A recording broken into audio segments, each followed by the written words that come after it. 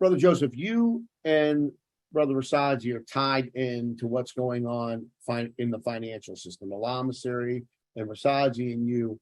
And we know the Vatican just came out and said that they want all the funds that they have in all the banks around the world moved to the Vatican Bank by September 30th. They said this. Now, I'm also cash heavy in the bank, and I'm sitting here listening to, some people say there's so much noise. I mean, there's so much noise out there. It's like, okay, who do you listen to? Well, you listen to the people that have always been in the know, and they know where to position themselves. So can you give everybody a quick update on what's going on right now? What is the Vatican doing? Are they getting ready to change out the fiat to the digital only? I know that, kind of give us an update, because it's kind of interesting what's happening right now. It seems to be accelerating. Yeah, it's great. Rasaji, would you like to go first? Or you want me to go first? No, you go first, bro. Okay. Yeah, I've heard that same thing about the Vatican asking to be paid differently and so forth and so on.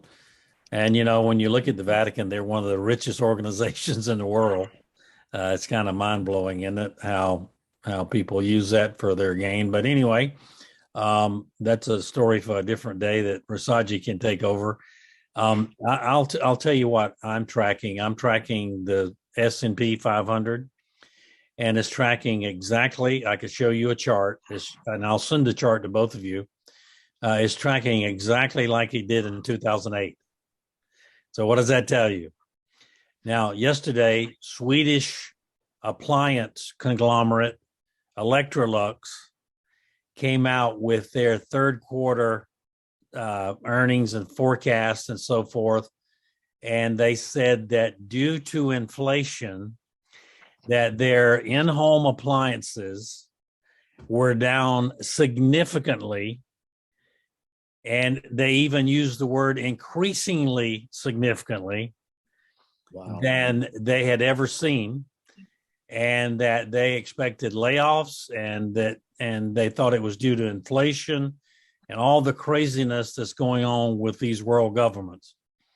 And so what does that tell you? The housing market is going to slow down because people aren't buying in-home appliances, and builders aren't buying in-home appliances. And so when you read between the lines in a lot of places like this, you see. And so the question is, what do we do? What do we normal people do to protect ourselves, right? And I think we have some gold and some silver and some food and some water, and we have God, the right relationship with God, because what all these people discount is they say, well, this and this and this in the market, and I say, but God, and this and this and this, and I say, but God.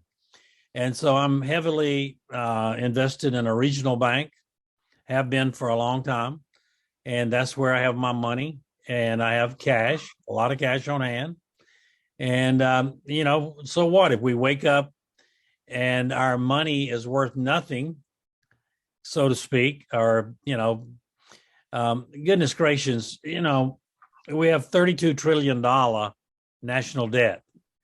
And sooner or later, somebody's going to tell us that our money is not worth what we think it is, right? I mean, it's coming.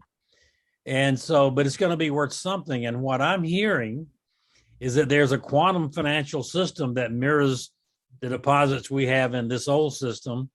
And that when all this plays out and goes down, that those deposits will appear in the new quantum system as the same as we have in the old. If you have $100 in your checking account in the new quantum system, you'll have $100. So that's what I'm hearing. I'm very encouraged. My business is good because we work it to make it good. We trust God. We're in our devotionals every morning and praying for our friends and praying for our loved ones. And we're keeping a good, calm mindset, that way, the way that Rasaji teaches us all to be. And when somebody says something to you that's kind of contrary, then what you're willing to accept. You just say in your mind, but God, but God, Always. and so when somebody tells me something that I know is just completely asinine, I just, as a gentleman, say, I appreciate your viewpoint, but and in my spirit, I say, I'm not receiving that. I'm not receiving that. That's Amen. ignorant. And there are a lot of ignorant, I hate to say this, in South Carolina, we don't say ignorant, we say ignorant.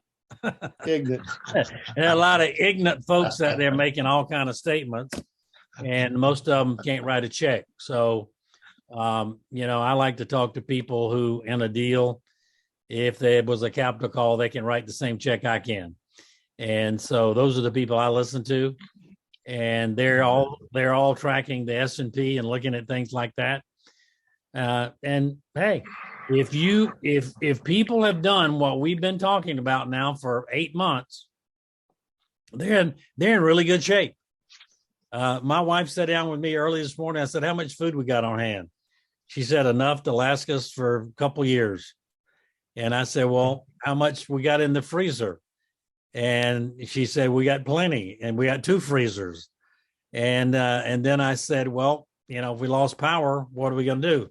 We got generators. So, for as long as that lasts. So we've done all the planning we know to do. But you look at Biden, and so he's going to forgive the student loans up to $10,000. Now, let me tell you how this is ignorant. Okay. So he's going to forgive the loans, and thank God, I'm glad students are getting a break if that's what happens. But who's going to pay for that? I mean, so the taxpayer is going to pay for that. We're all going to pay for that.